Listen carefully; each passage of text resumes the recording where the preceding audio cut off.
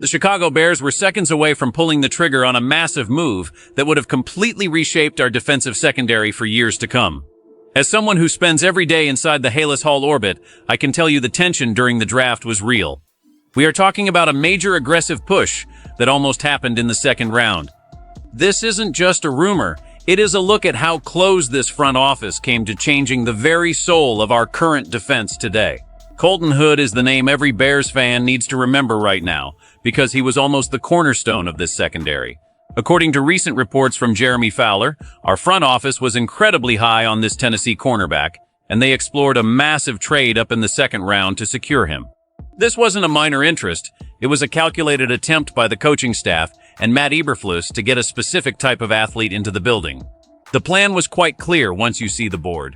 If Oregon safety Dylan Thieneman hadn't been available at pick 25, the team saw this young corner as their primary fallback option. They were prepared to be aggressive because they valued his speed and ball skills above almost anyone else in that range. To make this move happen, Chicago would have needed to jump from their 57th pick all the way up to 36 or higher. The New York Giants eventually took him at 37, which means we were right on the doorstep of a deal. Think about the cost of that move for a second. To bridge a gap of 21 spots in the second round, you are talking about a significant price tag.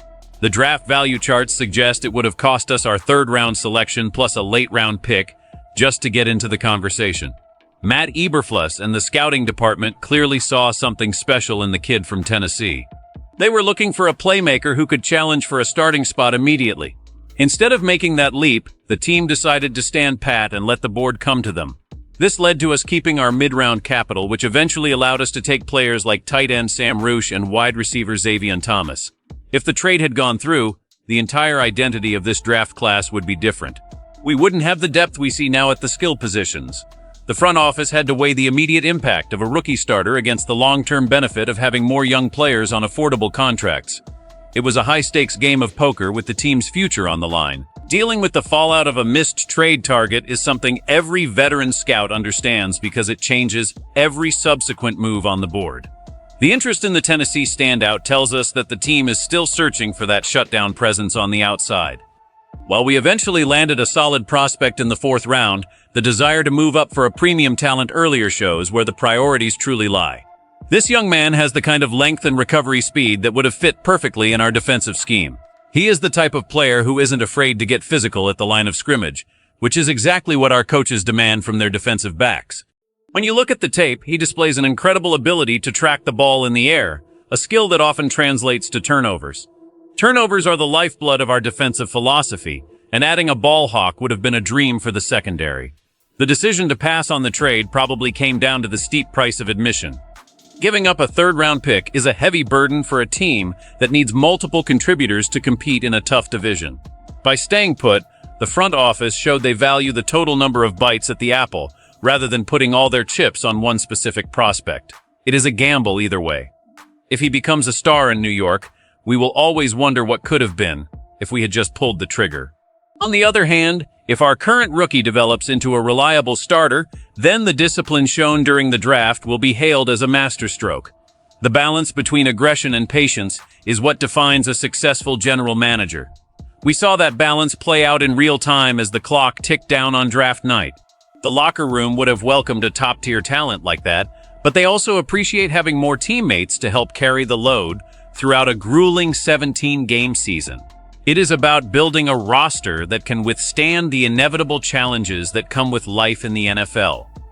The coaching staff is confident in their ability to develop mid-round talent, but the lure of a blue-chip athlete is always hard to resist when you are trying to close the gap in the division standings.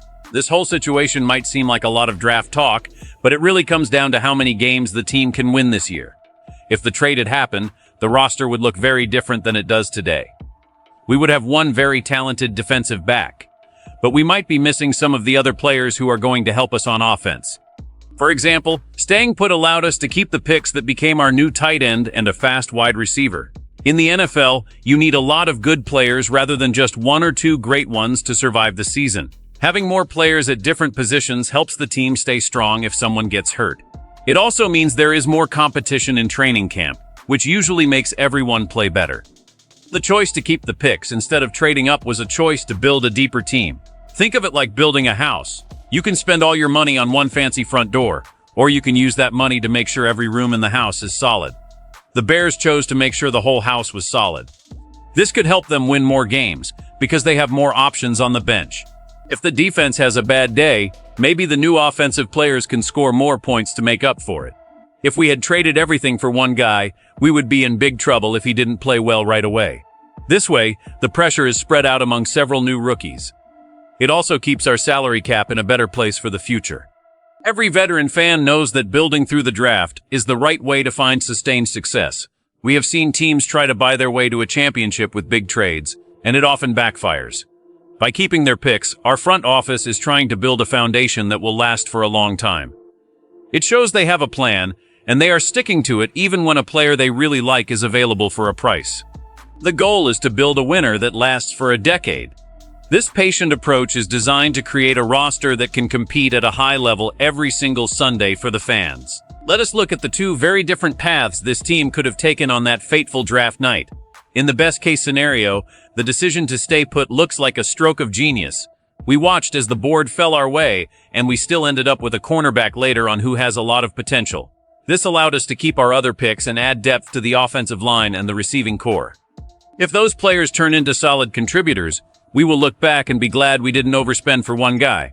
The team will be more balanced and better equipped to handle the ups and downs of a long season. It would mean our scouting department did a great job of finding value without having to sell the farm. But there is a much scarier path we have to consider.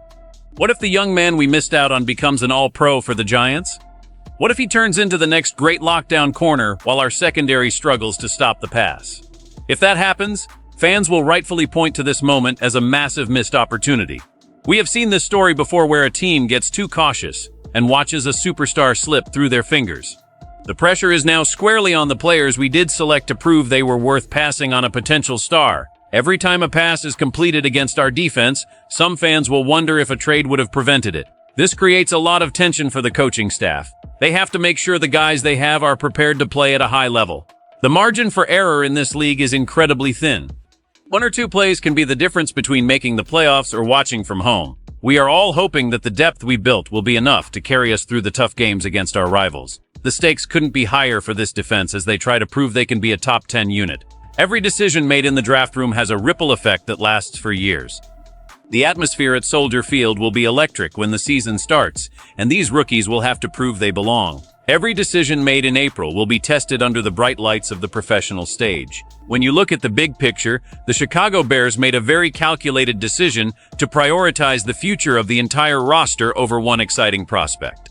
It is a move that requires a lot of discipline and a lot of faith in your scouting department. We know they loved Colton Hood, and we know they were close to making a move that would have shocked the league. But in the end, they chose the path of stability. Now, I want to hear from you, the heart and soul of this fan base. Be honest with me. Would you have rather seen the team trade up and give up those extra picks to get a top-tier cornerback? Or do you think having more players like Sam Roush and Xavier Thomas is the better way to win? This is the kind of debate that makes being a fan so much fun. If you love deep dives into our team's strategy, make sure you hit that like button and subscribe to the channel. Don't forget to turn on notifications so you never miss an insider update. We are all watching closely to see if this gamble pays off for the entire franchise. Bear down.